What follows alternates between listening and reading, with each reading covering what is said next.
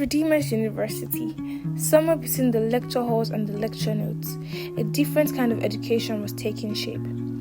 One built not on textbooks alone, but on debate, diplomacy, and the audacious belief that students could change the world, if only given the space to try. This is the story of Raymond.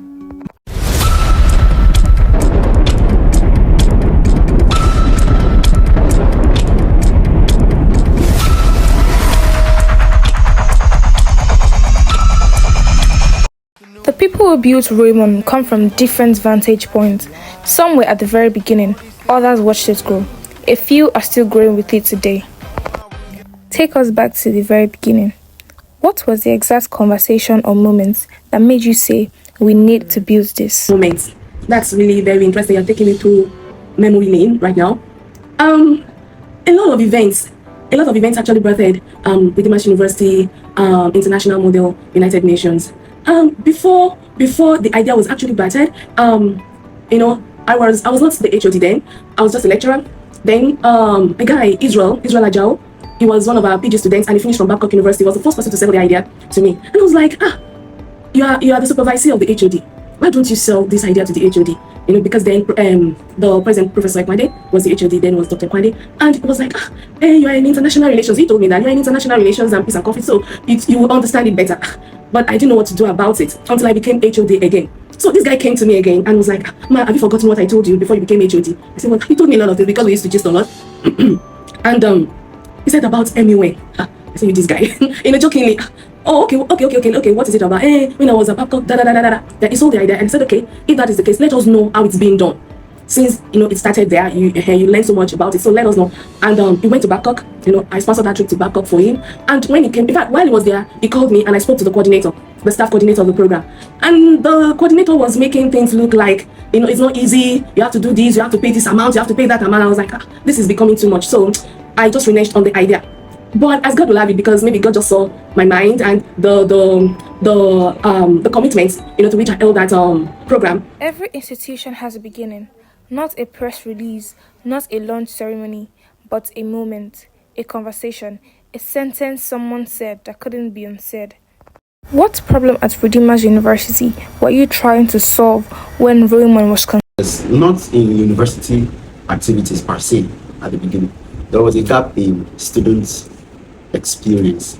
There was no form of experiential learning amongst students of Eastern International Studies, because our department is not one of the sciences where you get to go for industrial training or workmanship or those things. You understand? It's not a discipline where you go to the lab. So there was no hands-on experience. Everything we learned was in class and from books, at best, videos and documentaries.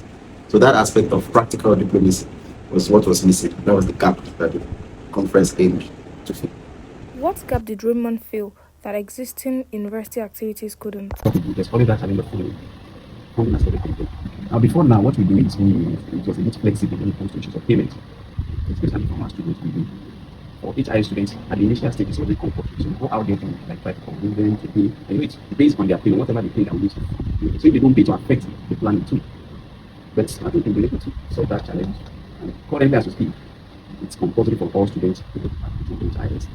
That's a big plus for us. At least we succeeded in discussing with the management, and it's compulsory for all students. Not just compulsory for all students, it's part of the fee. So I want to come with you. It's only today. It's at least a very large extent that solved the issue of finance also. Who were the unsung heroes in Raymond's early days that history might forget? Okay, that's a very important question. Because many times when it comes to events, we see the glamour, but there are people who work behind the scenes that my eyes can easily miss.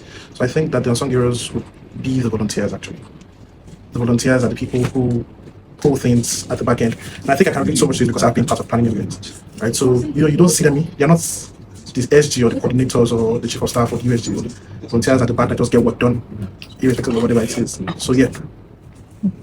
How do you think Raymond has changed over time? I would say Raymond has evolved massively in various areas. In regards to the number of committees present, I believe it increased as at Raymond 2025, thereabouts, to having about 9 committees. Prior to that, it was about 6 majorly. But then we added UN Legal, we added UNECA, we added UNIS. So that led to a change in the committee arrangements per se. How did the university administration respond when Roman was first proposed? Some students in the department or even in the university registered for SIMO, that is Governance University Model United Nations. So myself and Dr. Luwande had to chaperone them for that part. That was in 2019 February. So when we came back, we met Professor Shutoku there, Ambassador Emeritus Professor Judo Shutoku, because he was the one that established this department, the first in our faculty. He was also my teacher. So he said, look, we should introduce this when we get back. So based on that, when we came back, we approached the management, and it was well received. And it was on that, it was at that point that we had to invite, because it don't just start, the UN had to come. The question that began in one room with one conversation has grown into something none of them could have fully imagined, and the story is far from over. What achievements or milestones stand out to you? In no particular order. Firstly, in, was it 2022? 2023. The first time that we had international participants, a few Ghanaians, it felt good, because the first session of the conference, all our international participants joined online. We had the virtual thing for them to just watch, but soon we had people coming physically. What was the biggest obstacle in getting Roman off the ground, and how was it overcome? When we wanted to start, like I said, the issue of funding. Yes, the issue of funding, and was something you have not done before. So the issue of funding, but we approached the university management, and it was that problem was actually through their support we were able to surmount that initial challenge.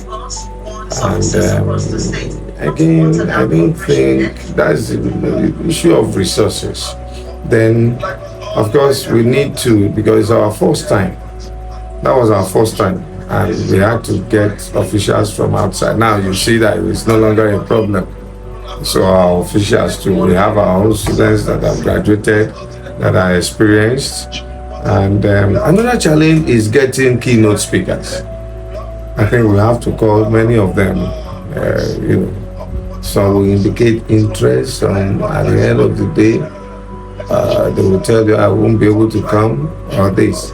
But for quite some time now, we've not been having such problem, because of course you saw what happened the last time. The Consul General was there. So we start early.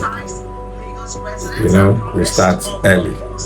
Years have passed since that first conversation. The conference has grown. The people who started it have moved through different chapters of their own lives. But Roman remains. Which edition of Roman was the hardest to pull off, and why? I'm going to say, so I'm torn between the second edition and the fifth edition, but I think I'll say the fifth edition. The fifth edition because I think that was the time that was 2025, and then we had a significant jump in the prices of stuff, like generally, so fuel, food and everything. Yet the conference happened with still the same, it was still the same amount of conference fee that was collected in 2023 that we collected in 2024. So we didn't allow the inflation to affect that. So I think that was actually a very, very difficult one to pull. That I was SG at that year, so we had to rely on sponsorships from within and even outside, personal relationships. I know the personal relationships that I had to leverage to get sponsorship for the conference. So I think last year actually was a difficult one to pull. So yeah. What do you hope Roman becomes in the next 10 years? In 10 years, I envision the conference to be more international in scope. It's not having participants from not just one or two countries, but that's spread across almost all the countries in Africa. In fact, all the regions, North Africa, South Africa, East Africa, West Africa, converging towards university.